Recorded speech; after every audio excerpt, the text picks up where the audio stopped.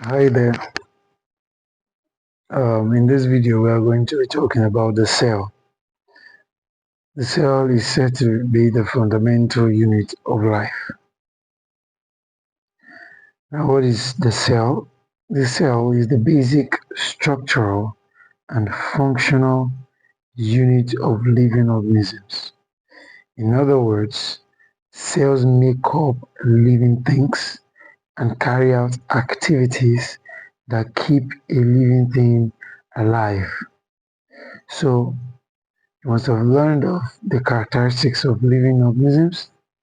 So those characteristics altogether are performed first in the cell before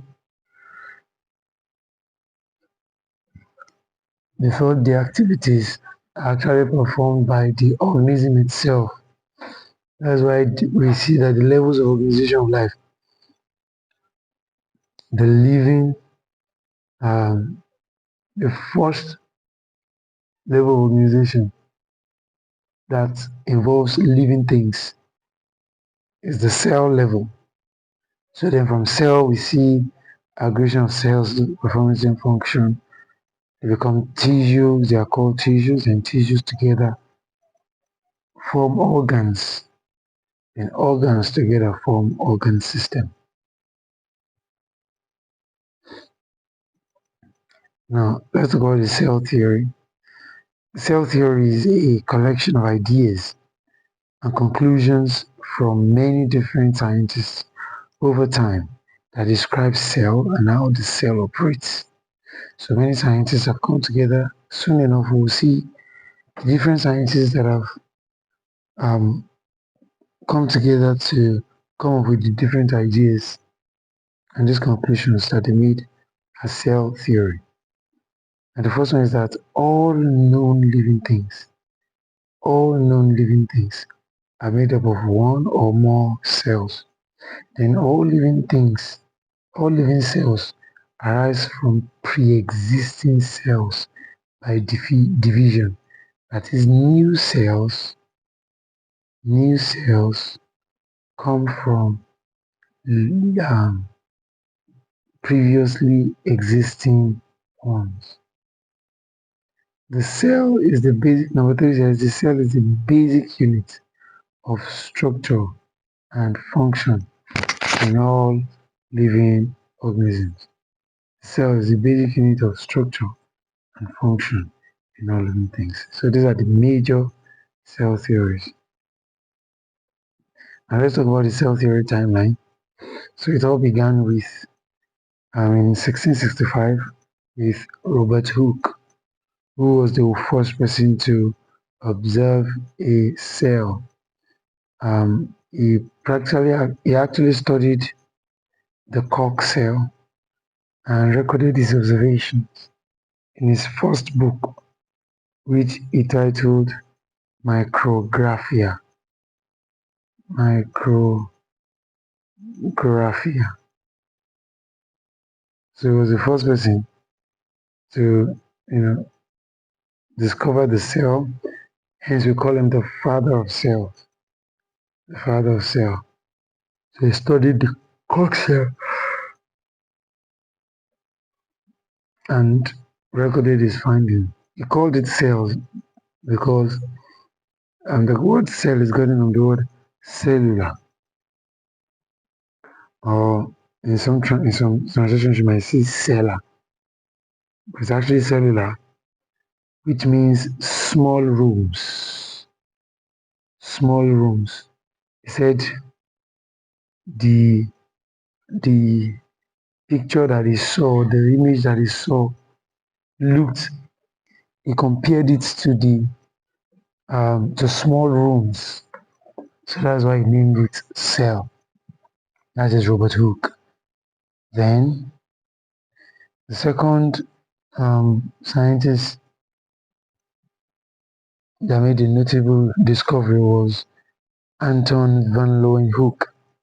Now, Anton van Leeuwenhoek in 1667 was the first person to observe the living cell under a microscope. Now, one of the things he first did was to improved the microscope. He improved the microscope. Now, after improving the microscope, he was able to view the first living cell. Now, what he actually viewed were single cells or single-celled organisms, unicellular organisms. And those unicellular organisms, some of which you now know as protists, he called them animalcules, animalcules, animalcules. And Anton van Leeuwenhoek, for being the first person to study microorganisms, was named the father of microbiology. So he is termed the father of microbiology. Remember, Robert Hooke, the father of cells. And the next discovery was made by Robert Brown, the person who discovered the nucleus. He discovered that the nucleus stained, there was a certain part of the cell that stained entirely differently. So, and it was called the center area. And it occurred close to the center or in the center in some cells. And it was called, that part was called the nucleus. Nucleus. So that was Robert Brown's discovery. And the next person was Felix Dujardin in 1835. You know, Felix Dujardin used to be my friend. Used to be my friend. We liked each other a lot. He discovered fluid content of the cell. So he was the one that discovered the cytoplasm. The day he made the discovery, he told me a lot. Anyways, that was just a joke.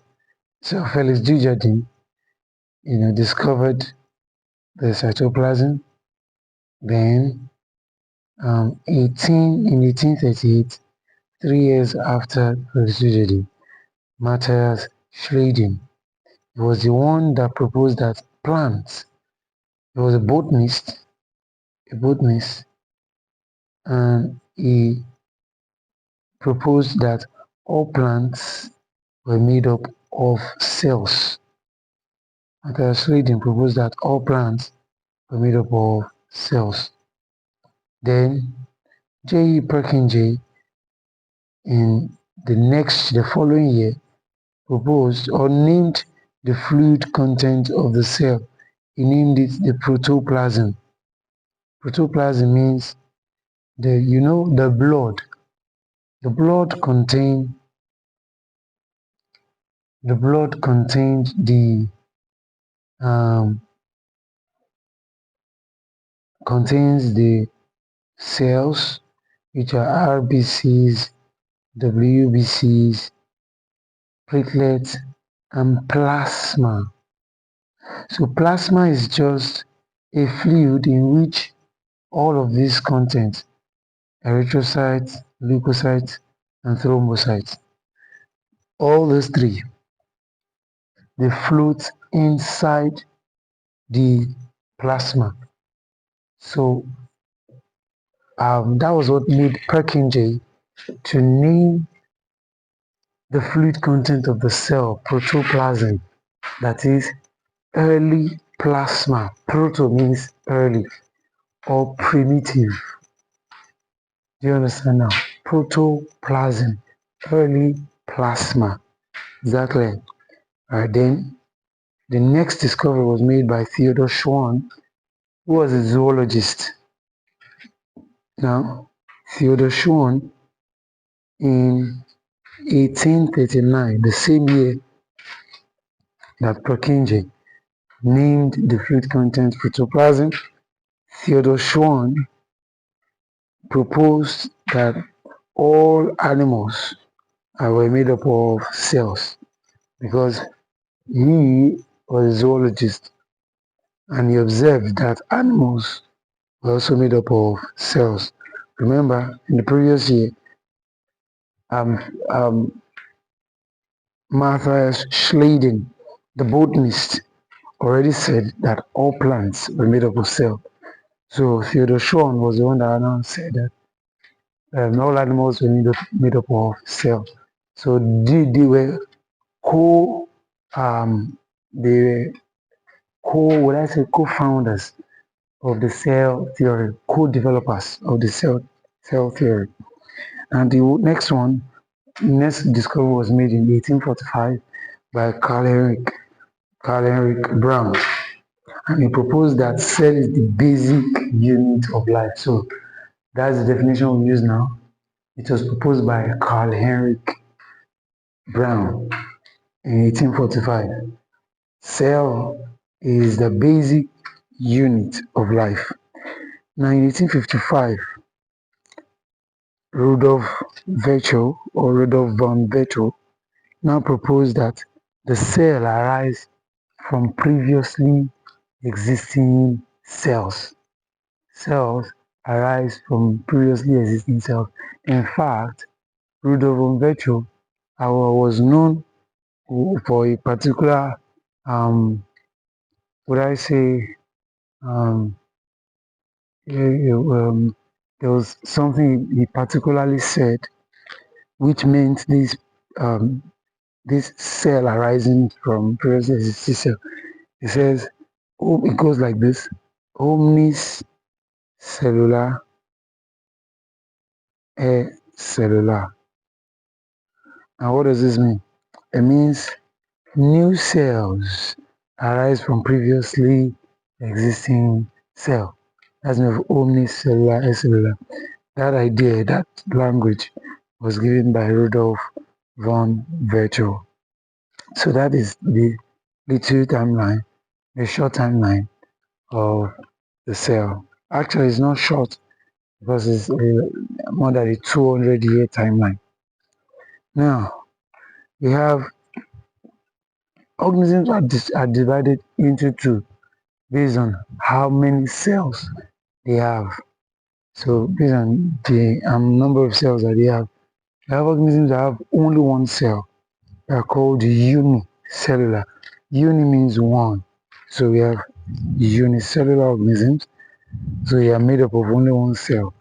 And examples include Euglena, the Paramecium, the yeast, the amoeba, the Chlamydomonas, Epistelis, those organisms like that, Trypanosoma, they are all unicellular organisms, many protists. Then multicellular organisms. Now, another thing that is made up of what? Multiple cells. So we call them multicellular organisms. They are made up of more than one cell. As far as they have from 2 cells and above, they are said to be multicellular. And the examples include the plants, the animals, and the fungi. Now you may think that you may want to think that all fungi are multicellular. Actually, the yeast you mentioned there in the first example under unicellular is actually a yeast too. So it's a unicellular yeast. It's a unicellular fungi. While most fungi are multicellular. Then multicellular organisms under the microscope, you're going to see, look at a leaf cell, for example. You see multiple cells that are having. So it shows the partitions. The partitions represent each cell. Those partitions represent each cell. Here too, you are going to see some dots around it. Those dots, you are going to see boundaries, of course, boundaries. So, and with some thick portions. So they represent different cells. So this one is a muscle cell, this one is a leaf cell. Okay. Now let's talk about the size of a cell. Now cells may vary in size. In fact, cells actually vary in size. Some cells are are very small and some are very large. So the smallest cell is actually a mycoplasma. Is a mycoplasma, and it and it has a size of 0.1 micrometers. 0.1 micrometers means 0.1 times 10 to the power minus 6 meter. That is very, very small. Or typically saying 1 times 10 to the power minus 7. That's how small a micrometer is. A micrometer. So this is just one 100 one 10 millionth, 1/10 millionth of a meter. 1/10 millionth of a meter. That is how tiny the smallest cell is, and it's the mycoplasma of the fungus family. Now, most cells are very small, microscopic, and some may be large, and those ones are called macroscopic. So, micro means small, and macro means large. Micro is that times 10 to the power minus 6 that I said. That's we represent it by mu. So that thing you're seeing there, 0.1 mu meter means times 10 to the power minus 6 meters. Okay. Now the unit used to measure size of a cell is micrometer, and that's what we saw there. A micrometer is 1/1000 millimeter. I already know that millimeter is 1/1000. So micrometer will mean 1/1 million. Right. So now the largest cell is the cell of an ostrich because it's an egg cell. An egg cell is as large, this ostrich egg cell is as large as 18 centimeters. 18 centimeters. You can see the very big difference. 18 centimeters is really conspicuous because 18 centimeters in diameter means if I combine my fists together plus half again, that's going to be about 18 centimeters. So that is how large the diameter of an ostrich egg is. That's the largest egg and largest cell. And the size of cell in humans. We have the smallest cell, which is the sperm cell, and the largest cell is the ovum that is produced by females. And we also have the longest cell, which is the nerve cell, the dendrites. So they are the longest, and some of them can be as long as 1 meter. Some of them can be as long as 1 meter. Now, shape of the cell also vary in shape. Some can also change their shape depending on what they want to do. Do you understand? For example, the white blood cell has different shapes depending on what it is doing. So if it's fighting rather, an invading organism, it may take a particular shape. And if it's engulfing or it is resting, to have different shape. Yes, and the human red blood cell is actually circular biconcave. It's circular biconcave, and the reason is for easy passage through the human capillaries. That's why it is circular biconcave. The nerve cells are branched to conduct impulses from one point to another. That's why there's multiple branching in this nerve cell. It is so that they can conduct impulses. Although this thicker portion is the cell body, So then our white blood cells can change their shape to engulf the microorganisms that enter the body. So that is about the shape of the cell. Now, structure of the cell. The structure of the cell was first, seen under a compound microscope, and the magnification here to the right of the screen. I'm going to see the compound microscope. Then underneath that, you see the electron microscope. The compound microscope has a magnification that is 2000 times, while an electron microscope is 500,000 times. So you see the magnifications are very, very far apart. So when you view something under the electron microscope, for example, you view the cell under the electron microscope, it doesn't just show you structure, it shows you the ultrastructure. What's called the ultrastructure of the cell means you see it to very great detail. Do you understand now? So, um, and that's it. Now, compound microscope can help you to see some things under the cell, like the mitochondria, the nucleus itself. But you see, under the electron microscope, you can see inside of what those inside of those organelles as well. That's why we call that the ultrastructure of the cell. Now we have the animal cell and the plant cell. You're going to see there are different structures, right? The animal cell looks oval or round in shape, while the plant cell looks like some rectangular shape or polygon, you know. So that is a major difference between them. And you're going to see that in the animal cell, the nucleus, which is this guy here, is pushed towards the center more than it is in the animal cell. So this is the nucleus. The small guy that is shown inside of the nucleus here is the nucleolus. This guy here has the nucleolus, number 12. You're gonna see number 2 is the Golgi apparatus. This guy here. Number 3 is the vesicle.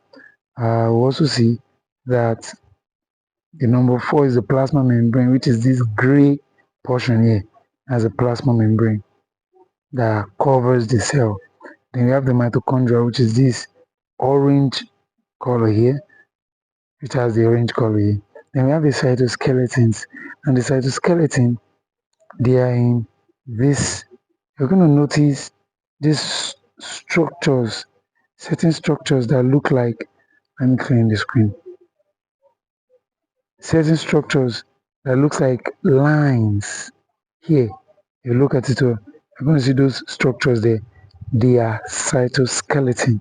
They give the cell, just like skeleton in your body, give your body form and shape. The cytoskeleton also give the cell form and shape. Okay, so that's that. Then we have the centriole. Now, what's the function? Okay, we're going to get the function of all these organelles. So the centriole is this guy, this yellowish, bright yellowish color there, and the centrosome is where it is organized together. Where that centriole is organized together is the centrosome. The centrosome. I'm going to tell you something that is typical of the centriole, especially in the arrangement, the shape of the centriole. Then we'll see the lysosome, which is the next lysosome, which is what you see here, here, and here. You notice that the vesicles and the lysosome are alike, right? I'm going to tell you about what we call the endomembrane theory, or the membrane, we call it MIT, membrane invagination theory. So I'm going to tell you about it. We have the cytoplasm in number 9, and we have the rough endoplasmic reticulum, the smooth. The rough is rough because of some things that are attached to it, which are actually ribosomes. The smooth is smooth because it lacks the ribosome. Okay, all right. Then number 12 is the nucleolus, like I said before. Of course, in the plant too, you're going to see we have nucleus. I will soon, before the end of this video, we're going to see the differences between the plant and animal cell. But primarily, they contain most of the things together, but they have a few things that they differ in. There's some things that they differ in, and you see that this nucleus is pushed away from the center. That's the nucleus of the animal cell. You see, it is pushed, the plant cell rather, it is pushed away from the center. The vacuole is chiefly occupying a space. Do you understand? All right. So the bacterial cell, you're also going to see some of these organelles here, but you notice that there are no membrane-bound organelles inside. No membrane-bound organelles. All the organelles are mostly open, right? Mostly naked. So even down to the DNA, exactly, or the plasmid. In this case, the plasmid you see is naked. So we'll call that region, we'll call it the nucleoid. The nucleoid. Okay. So that's basically it. So these are the we're going to see their functions. So if we study the cell under a microscope, we'll come across three features in almost every cell, which are the plasma membrane, the nucleus, and the cytoplasm. Now, all activities inside the cell and interactions of the cell with the environment are possible due to these features. So you're going to see that these guys are the three major organelles of the cell. These guys, the three major organelles of the cell. Then we now have the cytosol. Now, what's the cytosol? Cytosol is gotten from the word cyto, which means cell. Anytime you hear site or cyto, it refers to cell. And sol. Sol is a fluid or liquid. Do you understand now? The cytosol. So we can call it the cytoplasmic matrix. You understand now? And we have the cell organelles. So the cell organelles are these guys. All the guys that we saw initially. All the organelles we saw initially. Now we're going to begin with the plasma membrane. All right, now let's see the organelles that are contained in the cell. So the first one is the plasma membrane. The plasma membrane. Now the plasma membrane is just the outer part of the would I say the covering? Yes, now the covering, that's the word. The covering of the cytoplasm. Is that okay? So it's the covering of the cytoplasm. It is the boundary between that separates between the matrix of the cell and the outside of the cell. It separates between the inner portion and outside portion of the cell. That is the plasma membrane. Now, it is extremely delicate. It is extremely delicate. It is thin. It is elastic. It is living and semi-permeable membrane. Now, what that means is this guy is selectively permeable. Is selectively permeable. That is, it allows for the selective movement of substances in and out of the cell. It allows for selective movement. So it will allow some molecules to pass through while disallowing other molecules. So that's why it is called semi-permeable. Now, it is made up of two layers of lipid molecules in which protein molecules are floating. Now, this is a bilayer. We say it is made up of phospholipid bilayer. Now, you can see here that there's a layer up here and there's another layer here. Okay, so if I were to show that in 2D, I mean, there's a layer here and there's another layer here.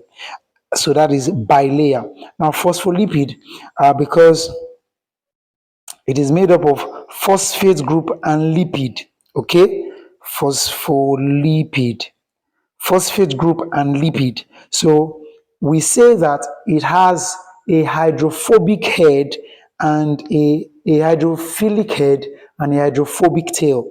So this is the 2D diagram now of the plasma membrane. It is made up of phospholipid bilayer, like I said, and the phospholipid bilayer consists of a hydrophilic head and hydrophobic tail. Hydrophobic tail. Now, what does hydro mean? Water. What does philic mean? Loving. Then hydro water phobic, hate, right? Hate or dislike or fear. So the hydrophilic head is such that there's a phosphate group here, phosphate group around here. These are the heads. Phosphate group in the other boundary also. So let's assume now that this portion represents the outside of the cell, and this portion here represents inside of the cell. Okay, so this guy is made up of phospholipid bilayer.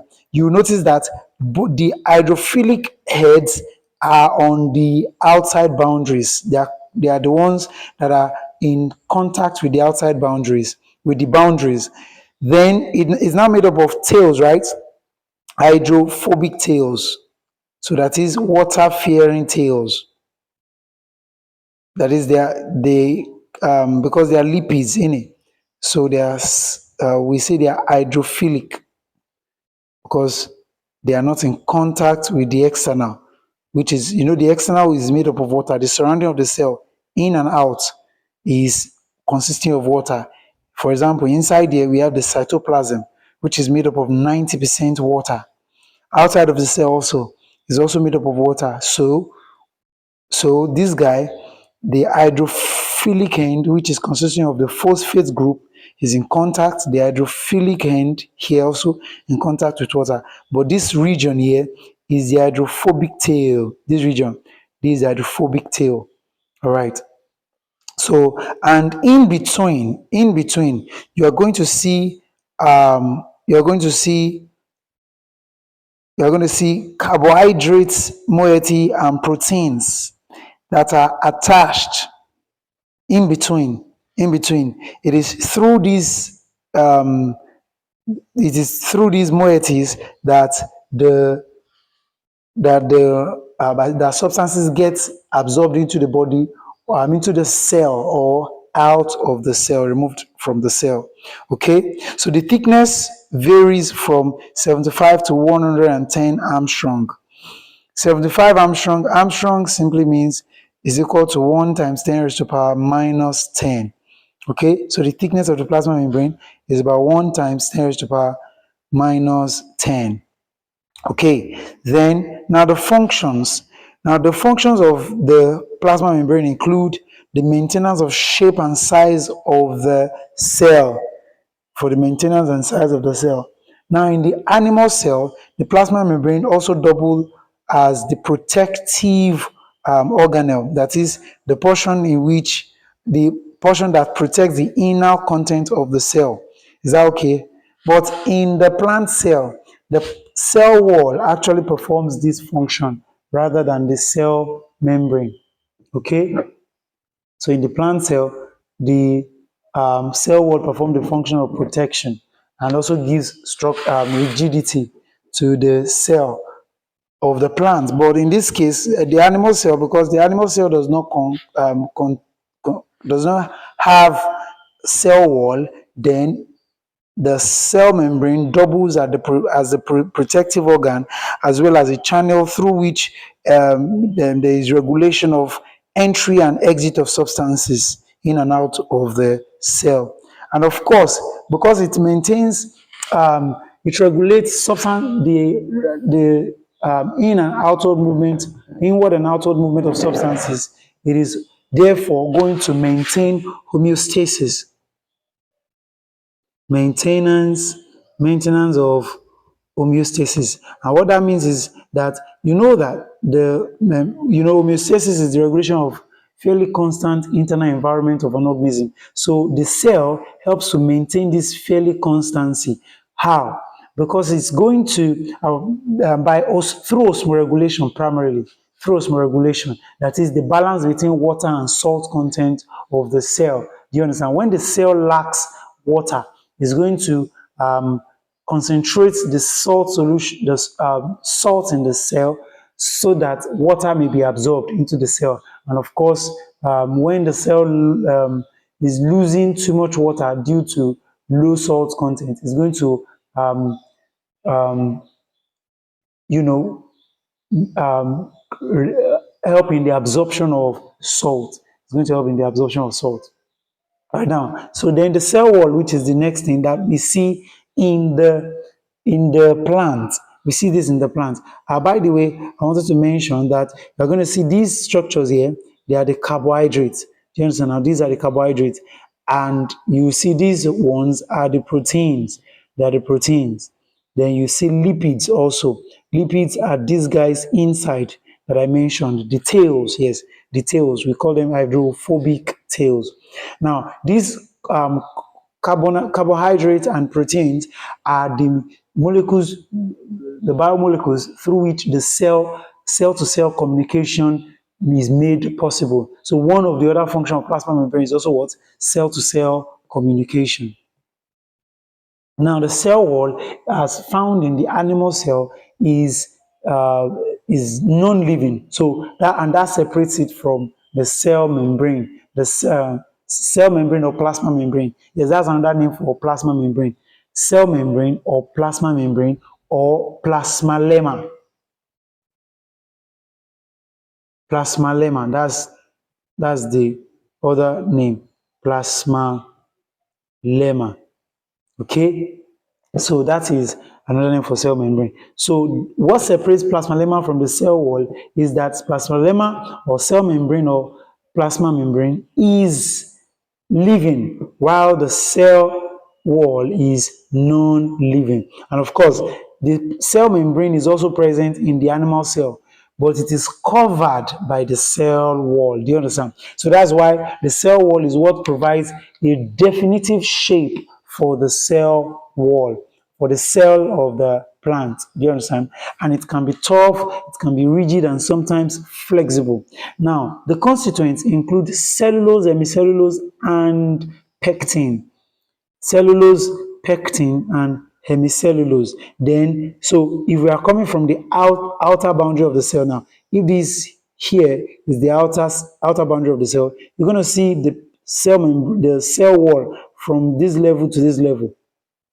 So this here is the cell wall. Then from here downwards is going to be the cell membrane. Look at it here. The plasma membrane is below. So this is the inside of the cell. This is the outside of the plant cell, as you can see. So you are going to see the structures that are there. Cellulose. Cellulose is just a complex carbohydrate molecule. Then pectin also, and hemicellulose. Okay. Now, what differentiates pectin, cellulose, and hemicellulose is primarily their shapes. Their shapes. So you are going to see that the cellulose here is rod-like. The cellulose is rod-like, but hemicellulose, mean coil, not coiled. Hemi means like worm-like kind of. Do you understand? Or not that is something that is curving, something that is curving, that has a curve. Is that okay? That has a curve. So you are going to see the structures here. You're going to see the structures here. So they are hemicellulose. Then we have the pectin. Then we have the pectin. They are all carbohydrates, but they differ in their shapes. And of course, they differ in their function. But primarily, they all provide rigidity and structure and shape and strength and protection, of course, for the plant cell. Now, they may be thin, thick, or multi-layered, and these ones are actually thicker than the cell membrane. If you look at it here, the cell membrane is thinner, but look at this, it's thicker from here to here. Do you understand now? So that makes it thicker than the cell membrane. It can be as thick as 50 times 10 raised to the power minus 10 meters. So which is 50 Armstrong to 1000 Armstrong. So it helps in providing shape, prevents drying up or desiccation. Yes, it prevents drying up or desiccation of the cell. Desiccation is the process of drying up. Then it helps in controlling cell expansion. It helps in controlling cell expansion of the plant. Then it protects cell from external pathogens. Protects cell from external pathogens. Now the nucleus. The nucleus is dense spherical body located near the center of the cell. Now it is now let me quickly take you through the what I called the MIT or the endomembrane theorem. The endomembrane theory. Okay, now the MIT stands for membrane invagination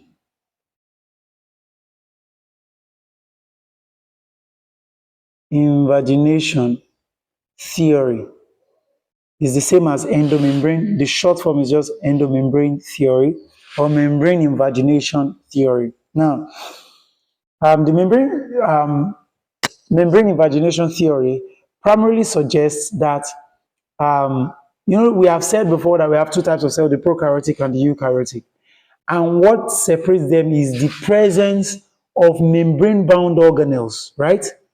Membrane-bound organelles within the eukaryotic cells, right? The eukaryotic cells have membrane-bound organelles, okay? So the membrane invagination theory suggests that the membranes that we find in some of the membranes that we find in the eukaryotic cell were formed this way. For example, the membrane that encloses the nucleus is called the nuclear membrane.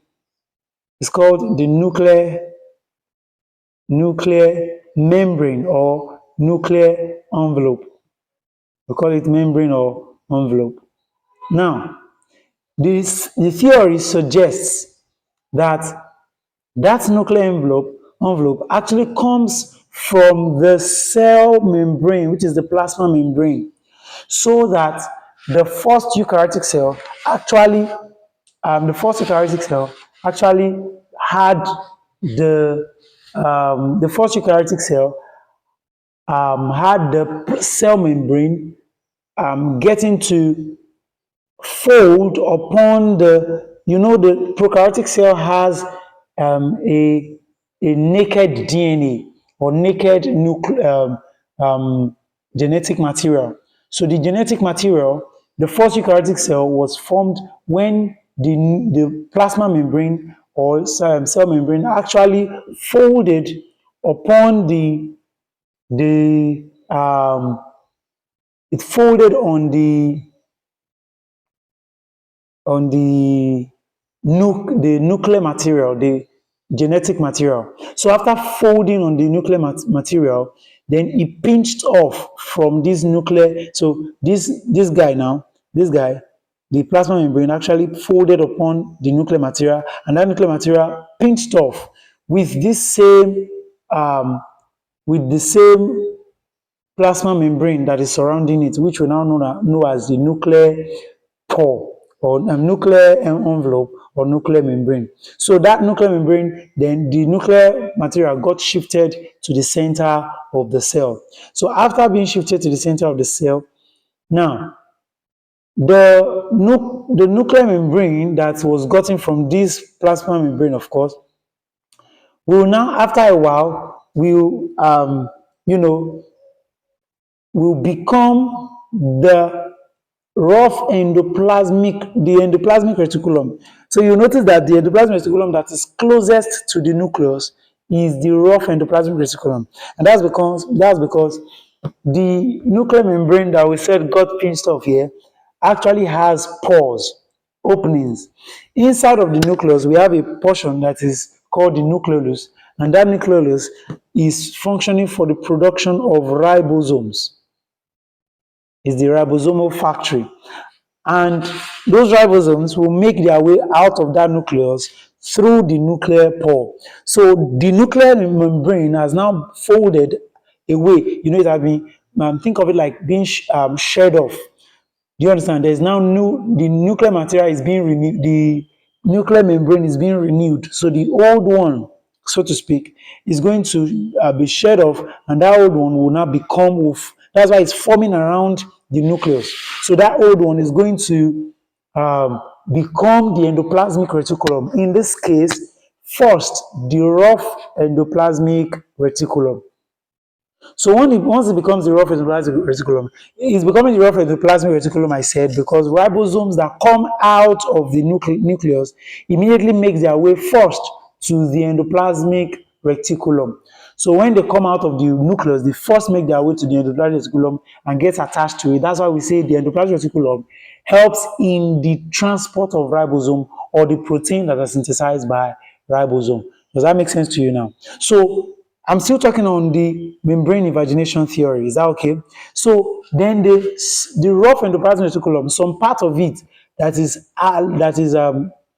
far away from that nuclear, not far though, like but relatively far because the size of the cell is a micrometer, so you don't expect it to be, you don't expect far, but I'm talking about, is a bit away from the nucleus. That part will not house or will not harbor ribosome, and because it's not harboring ribosome, it's going to be called the smooth ER, the smooth endoplasmic reticulum. Now, if it's the smooth endoplasmic reticulum, you know that there is no ribosome on it, and hence it will not function. It will not have any function relating to protein, even though sometimes um, it is documented that some of them play a role in transporting of protein. But of course, they primarily transport lipids, manufacturing and transport of lipids. Is that okay? So that's why their primary function is not on the transporting of protein or packaging of protein, but the smooth actually help in the packaging and transportation and transporting inside around the cell the protein, the lipids that are synthesized. Okay, so that's the smooth endoplasmic reticulum. Then the smooth endoplasmic reticulum, after a while, or the one that has lost its function of packaging lipid, will now become the Golgi apparatus. To now become the Golgi apparatus. Remember, the Golgi apparatus is one that helps in the synthesis, in the movement of substances out of the cell, right? By forming a vesicle, right? So the Golgi apparatus form a vesicle forms vesicle, and that vesicle is what it uses to package materials outside of the cell. So you will now see that so those vesicles sometimes may now be one to package materials that are no longer needed, materials that are wastes to the cell. So they will package materials. When they package those materials, some of them will contain enzymes that can digest or break down those waste materials. And once they are such vesicles, we will call those vesicles lysosome. So you see how we went from the nuclear membrane.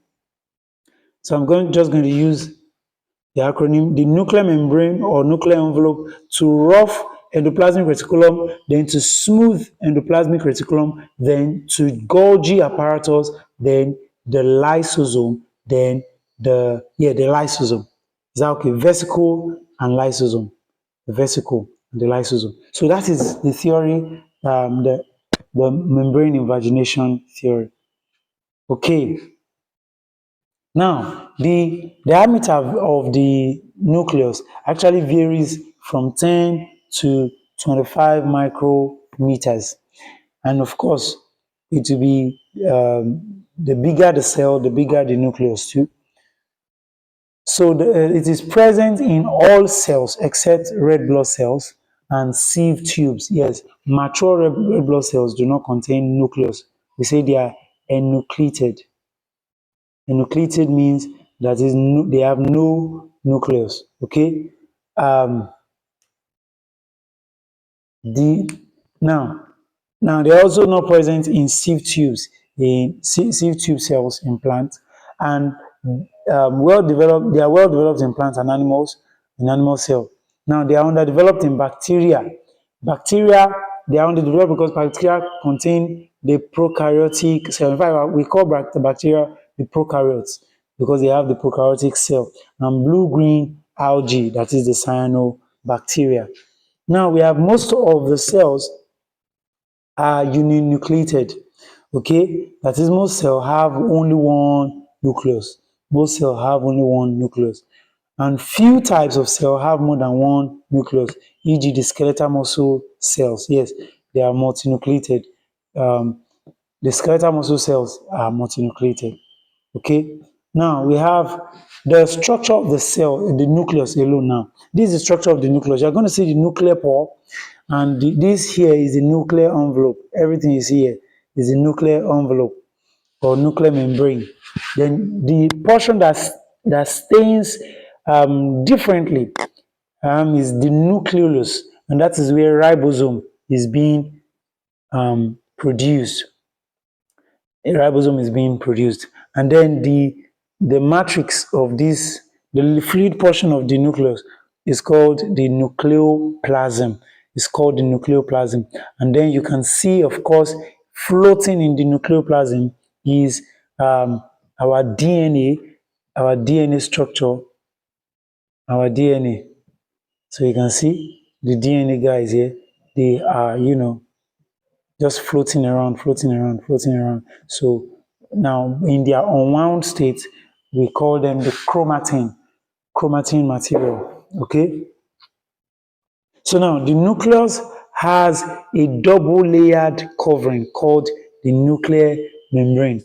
Nucleus has a double layered covering called the nuclear membrane, which is what I've said. Nuclear membrane has pores of diameter 80 to 100 nanometers. So those are the nuclear pores. They are colorless dense sap present inside the nucleus is called the nucleoplasm. Exactly. Then the nucleoplasm contains round-shaped nucleolus and network of chromatin fibers. Okay, so the nucleolus inside the nucleoplasm and the chromatin fibers. Then we have fibers are composed of DNA and protein histones. So those fibers are contained. The DNA is wound up. You understand? Is wound around histone proteins. So histones, protein histones, are what give the DNA its dense structure. You understand? For it to be able to coil up, it has to coil on protein histones. Okay? So then we now have these fibers condensed to form chromosomes during cell division. Yes, they condense to form chromosomes. So this is our DNA. This is our DNA. So a portion of the DNA is called the gene. It's called the gene that codes for a particular trait. So then we have here, you are going to see the histone proteins, which is what helps this DNA to coil around. Now, by the time it coils around, it's going to form this structure, this condensed structure. The condensed structure is called chromosome. It's called chromosome. Okay. Now, the chromosome contained stretches of DNA called genes, okay? And gene transfer the hereditary information from generation to the next, from one generation to the next. Now, what are the functions of the nucleus? Now, it controls all cell activity. So we call it the brain of the cell, the master controller of the cell.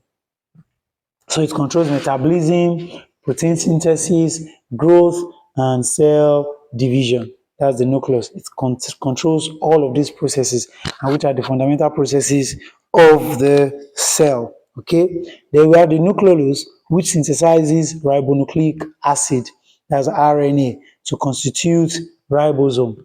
Constitute ribosome. So then the nucleus also store hereditary information in genes. All right. Now let's look at the cytoplasm. The cytoplasm is the word cyto, I've already told you, means cell, right? So cyto means cell. And as we saw the other time, I said plasm from the word plasma, right? The fluid portion. Okay. So that's the fluid portion. So basically, the cytoplasm is the cell fluid. Exactly, the cell fluid. Now, it is inside the cytoplasm, all other organelles actually float. It is jelly-like, formed by 80% water. It's actually about 90% in other literatures that I've read. about 90% water. So it is present between the plasma membrane and nucleus. It is present between the plasma membrane and the nucleus, and the plasma, that is the cell wall, the cell membrane rather, and this nucleus.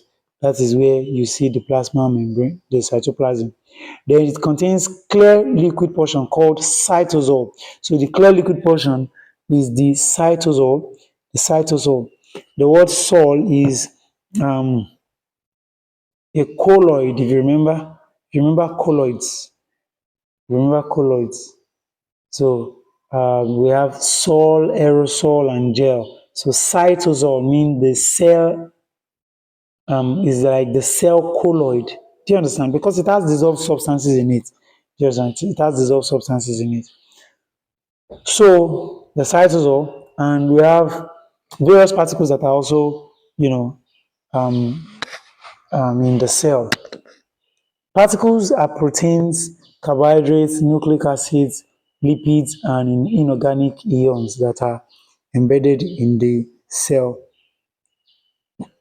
Also contains many organelles with distinct structure and function.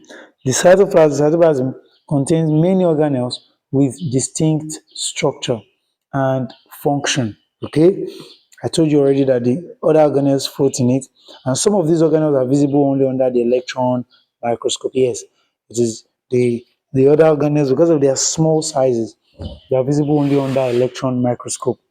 Right. So, for example, I've told you here, we've mentioned it, that the ultra structure of the cell is only visible under the electron microscope. Now, they are granular and dense in animal cell and thin in plant cell. Cytoplasm is thin in plant cell, but it is granular and dense in animal cell. Okay, because of the number of things that it stores in the animal cell.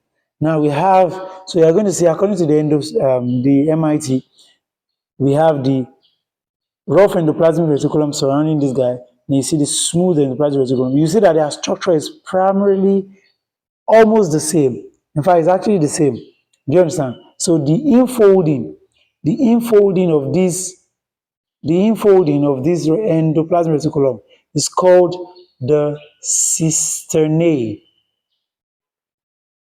or cisterna. Cisternae for that will be plural, yes, and cisterna will be singular. Okay, so they have almost the same shape. Now, it's a network of tubular vesicular structures which are interconnected with one another. Okay, now some parts are connected to the nuclear membrane while others are connected to the cell membrane. Okay, so that shows you the connection between the nuclear envelope, the cell membrane, the nuclear envelope and the cell membrane, and the endoplasmic reticulum. There are two types. We have the smooth. The smooth is the one that lacks ribosome, and the rough is studded with ribosomes. Okay? So the function is that it gives internal support to the cytoplasm, and the rough ER synthesize secretory proteins and membrane proteins. Okay, then the SER,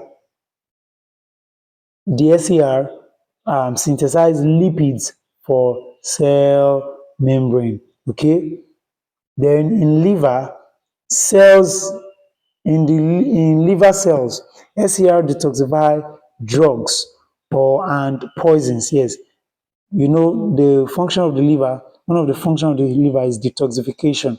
So it is the smooth endoplasmic reticulum that helps it in the performance of this function. Now, the SCR can also contain calcium ions. Do you understand? In the muscular cells, in muscle cells, you see the SCR containing you see them containing calcium ions. Calcium ions. Okay, so that's why the SCR is abundant in the um, muscle cells. Then we have the Golgi apparatus. Now, so look at the structure, look at this structure. It is said to contain vesicular structures, right? We also see here that this has what? Vesicles pinching up from it, right? Vesicles pinching up from it. So you see the infolding there, I said it's called the cisternae, right? The cisternae, all right? So cisternae, because it is more than one. Then in between each cisternae, we have a space called the lumen, a space called the lumen. Now, the Golgi apparatus or Golgi body was discovered by Camillo Golgi in about the 1940s or thereabout. Is it 1940? Yeah, it was discovered in the 19th century though. So that's by Camillo Golgi, and it is formed by stacks of 5 to 8 membranous sacs, and the sacs are usually flattened and called cisternae. Now it has two ends, the cis face situated near the endoplasmic reticulum and trans face situated near the cell membrane. Okay, so there's this trans and cis. So that's why we say that the Golgi apparatus processes things in the cis trans direction. Cis trans direction. It receives its substances from maybe the endoplasmic reticulum in the cis direction, and that thing get processed in the trans direction. Receives in the cis direction, processed in the trans direction. Okay. So then the functions. It modifies salts, packs, materials synthesized in the cell. It delivers synthesized material to various targets inside the cell and outside of the cell. So notice endoplasmic reticulum works just within the cell, but Golgi apparatus works in and out of the cell. Now, it produces vacuoles and secretory vesicles. So it secretes, it produces vacuoles and secretory vesicles. Now, it also forms plasma membrane and lysosome.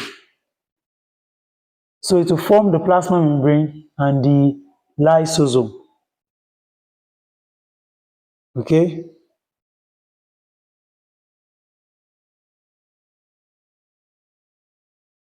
So it produces secretory vesicle, and we said it also forms the plasma membrane and lysosome.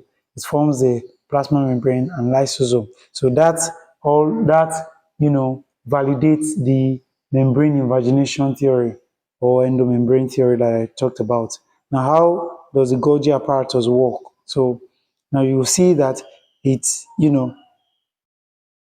um, takes substances and packages them in this direction. You see it now? It packages them in this direction, in this direction, in this direction. So those substances that need to go out of the cell will form vesicle, and then this vesicle will now, join, merge with and this you are seeing here is the plasma membrane. This portion here is the plasma membrane. So it's going to fuse with the plasma membrane, and by so doing, it's going to empty its content out of the cell. Is that clear? So it fuses to form that fuses with the plasma membrane to remove those substances. And of course, the ones that need to first be detoxified or broken down, will be done by the lysosome. So you see the lysosome will break down this substance. The lysosome will break down this substance.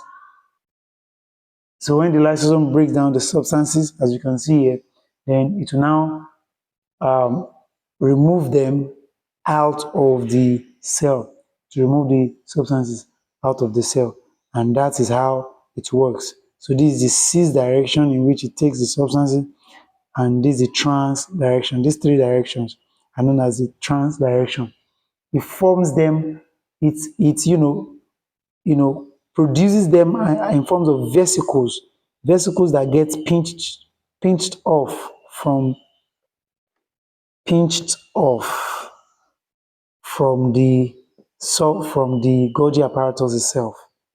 Okay. Now, the lysosome. The lysosome is small, it is spherical, single membrane sac. It is found throughout the cytoplasm, yes, because it's used in packaging materials also, like packaging materials for either for ejection or for breakdown uh, within the cell. Now, it is filled with hydrolytic enzyme, that is enzyme that breaks down substances, and it occurs in most animal cells and in few types of plant cells. That's the lysosome.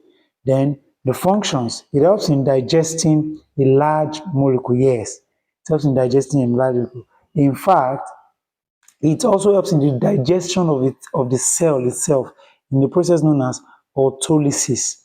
Autolysis.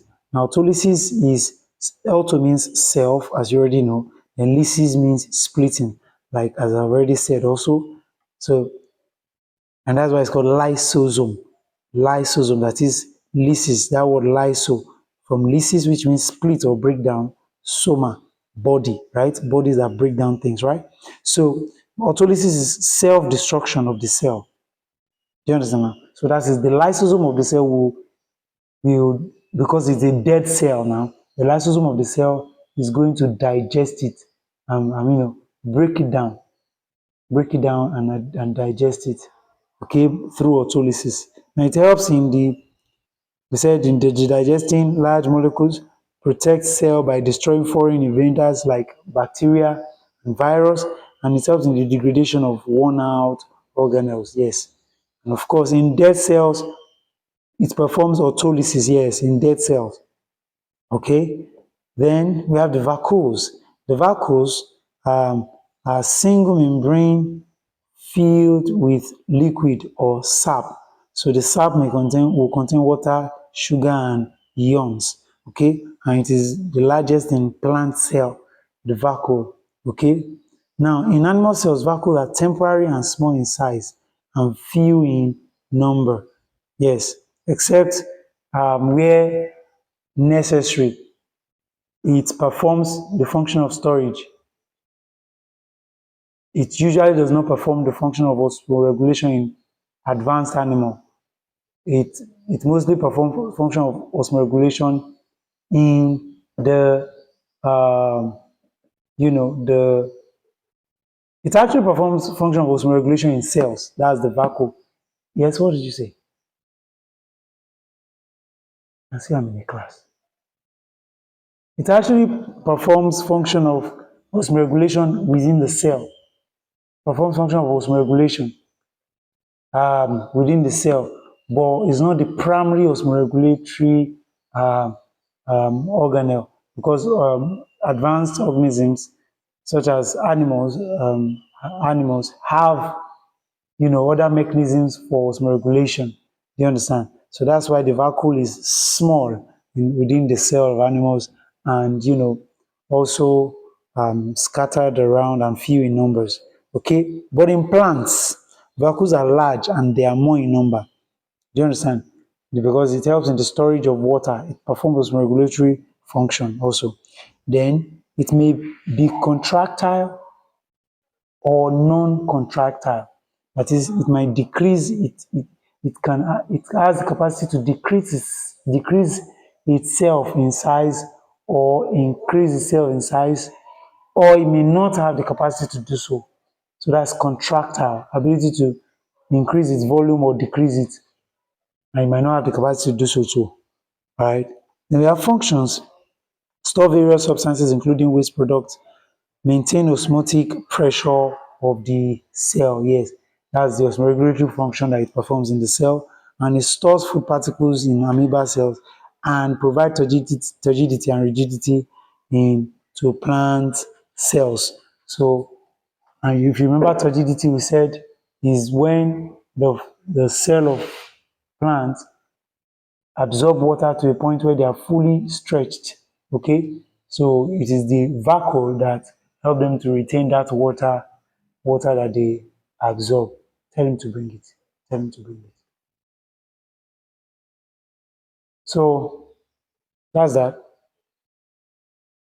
The next one is the mitochondria. Now, the mitochondria is termed the powerhouse of the cell. Why? Because it is where, just like we term the nucleus, the brain of the cell, the master controller of the cell, the, the mitochondria is the powerhouse of the cell because it is where energy that is stored in form of ATP is being provided, produced. ATP stands for that, stands for adenosine triphosphate.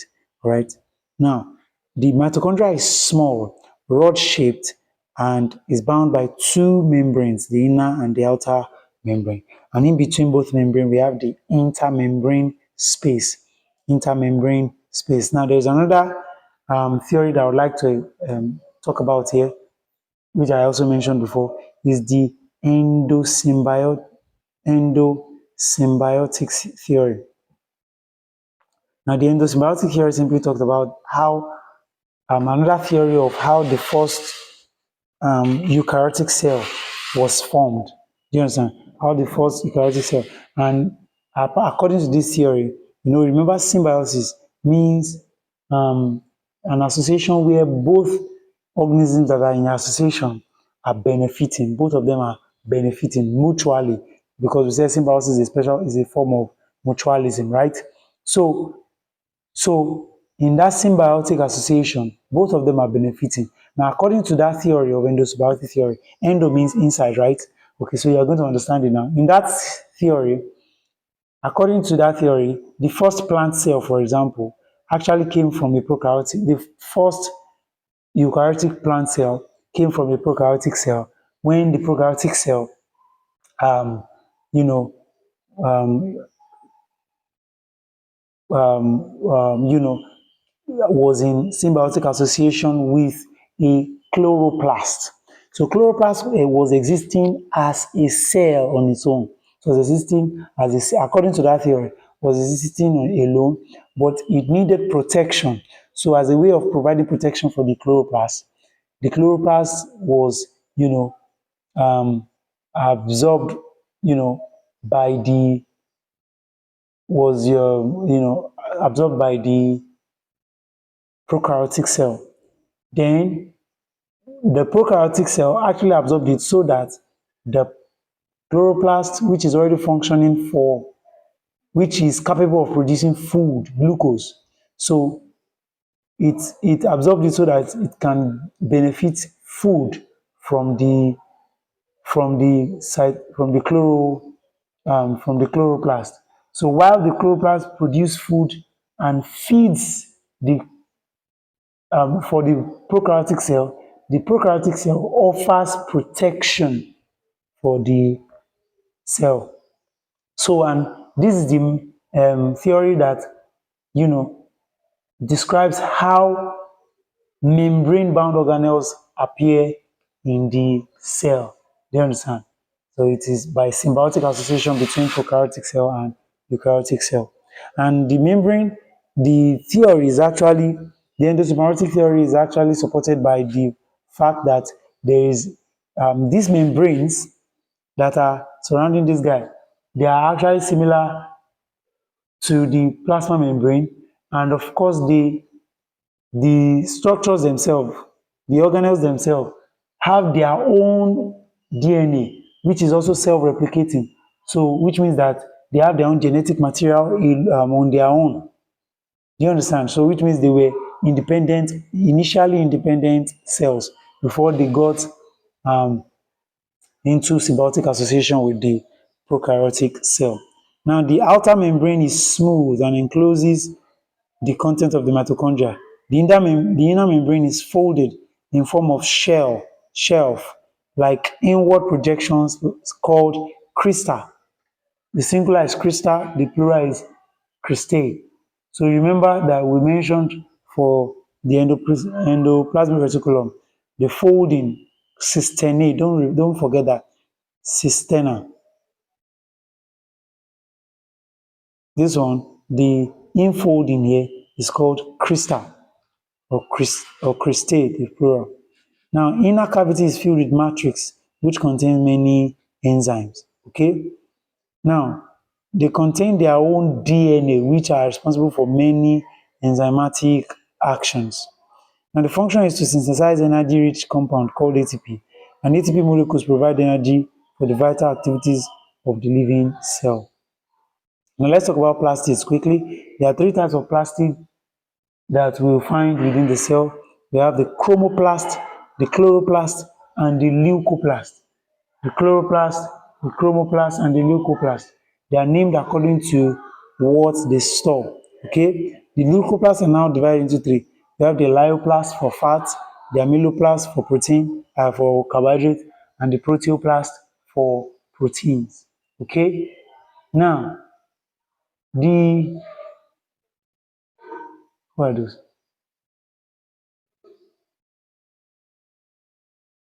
The Okay, so the plastids are double membrane bound organelles found inside plants and some algae.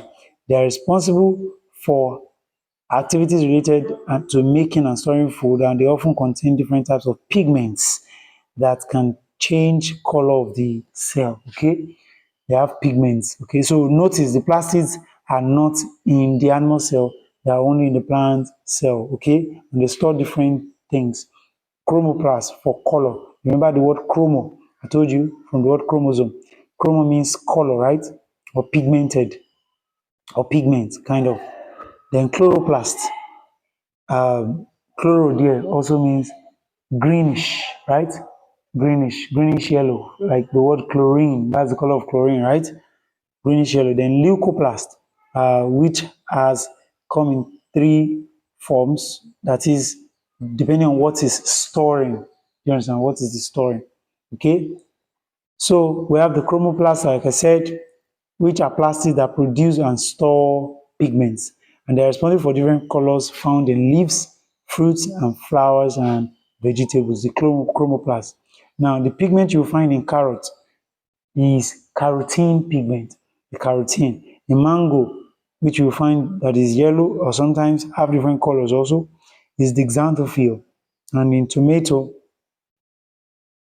uh, the we have the tomato, which is red. The pigment is, I think, lycopene or lycopene. I really don't know what pigment that is. Well, how is it not showing here? Okay, anyways, that is the leucoplast generally. Then we have the leucoplasts are colorless plastids, and they store foods. You understand? They are found in storage organs such as fruits, tubers, and sugars. So potato sugar tubers, it stores starch, isn't it? Protein, maize grain stores protein, and castor seed store oil. That's why we have castor oil. Now the chloroplast. Chloroplast is another plastid that is also double membrane bound. Do you understand? It's another plastid that has double membrane. Now this one is very important now because it is first only found in plant cells, and it is responsible for photosynthesis. Now it has these disc-like structures that are arranged together. These disc-like structures first are called thylakoid. Now, the arrangement of the thylakoid, they are stacked upon each other. That stack is called a granum. A granum. One stack is called a granum, and many stacks are called grana. Then they are connected by, now the fluid-filled portion is called the stroma. The fluid portion is called the stroma. Okay? So the thylakoid is also membrane bound. Do you understand? And on the membrane of the thylakoid is where you find the chlorophyll. It is on the membrane of the thylakoid that you find the chlorophyll. Okay? Now the stroma is colorless, dense fluid that is found inside the space between the grana of the thylakoids. Now the function is that it converts light energy into chemical energy in form of food and provides green color through the chlorophyll pigment, provide green color to leaves, stem, and vegetables. Okay, now the centrosome is primarily responsible. Now it houses the it houses the centrioles. The centrioles are primarily responsible for what? Cell division. Do you understand? Like the central, this is what they do. They actually organize microtubules. They organize microtubules that will now form microtubules together that will form the spindle fiber that you are going to see that occur in cell during cell division. I'm trying to draw that here. So what you now see is you now see the chromosomes hanging around, hanging um, on the spindle fiber. These spindle fibers are called they are the microtubules, and they are organized by the centroles. You now see the centrole around here. The centrole hold them together in place. Now the arrangement, this way I'm arranging it is not is exactly the way they are arranged in reality. They are arranged at 90 degrees to each other. 90 degrees, that is the microtubules that make them up. They are arranged at 90 degrees to each other. So the centrosome is the membrane-bound organelle found near the nucleus, and it consists of two structures called centroles. Centroles are hollow cylindrical structures made of microtubules, and the centroles are arranged at right angles to each other. Yes. Then the functions: they form spindle fiber which help in the movement of chromosomes during cell division, and they help in formation of cilia and flagella. Then the cytoskeleton. Now the cytoskeleton are, there are two major types. Do you understand? We have the microtubules and the microfilaments. The microtubules are quite larger than the micro. I didn't want to spell it well. The microtubules, we said the microtubules, the cytoskeleton. Of course, if you know cyto means cell, skeleton, just the function of skeleton, right?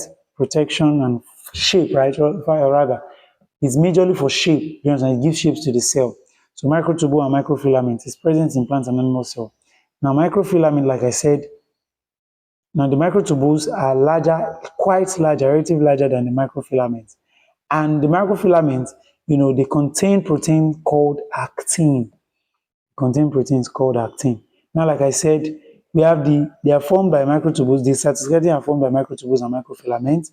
Microtubules are hollow tubules made up of protein called tubulin. Yes, the microtubules are made up of tubulin. Microfilaments are made up of actin.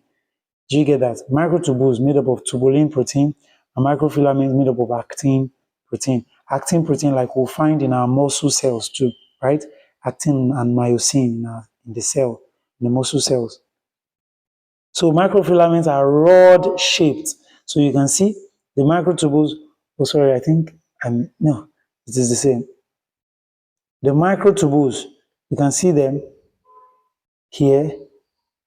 This tiny guys here, and the microfilaments are the uh, more they are the bigger forms here, these wider forms here.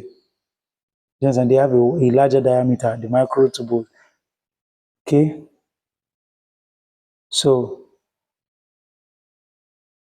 that's that. Then we have their functions. They determine the shape of the structure of the cell, and they give structural strength to the cell and responsible for cellular movement. Now let's see the difference between the prokaryotic and the eukaryotic cell. The prokaryotic cell nucleus is undeveloped, while the nucleus of this is developed. Why? Because it is enclosed within, it encloses the chromatin material or the nuclear material or genetic material. Then the prokaryotic cell, they are generally smaller, right? And they have only one chromosome. In fact, what they even have is actually called a chromatin, because the chromatin is not organized by histones. So they have no histones. They have no histones. They have no histones. And these ones have histones. So they have more than one chromosomes. And the membrane-bound organelles are absent. Do you understand? They have membrane-bound organelles. Why these ones have membrane-bound? They have no membrane-bound organelles. This one have membrane-bound organelles. The size ranges from 0.5 to 5 micrometers. This one ranges from 5 to 100 micrometers. which is more really bigger than the prokaryotic cell. The examples include bacteria and blue-green algae. Blue-green algae, that's cyanobacteria. It's also a different category of bacteria. So we have examples here include all other organisms. Okay, so the difference between plants and animal cell, they are generally small in size as the animal cell. Their plant cell is generally large in size. Cell wall is present in the plant cell but is absent in the animal cell. Plastids are absent in the plant cell and the animal cell, they are present in the animal cell. Vacuoles are small in size and they are less in number in the animal cell. But vacuoles are large in size and more in number in the plant cell. Centrioles are present in animal cell, centrioles are absent in plant cell. All right, thank you very much for staying till the end. God bless you. And make sure to see the question and answer session of this video, which I'll link in the description below.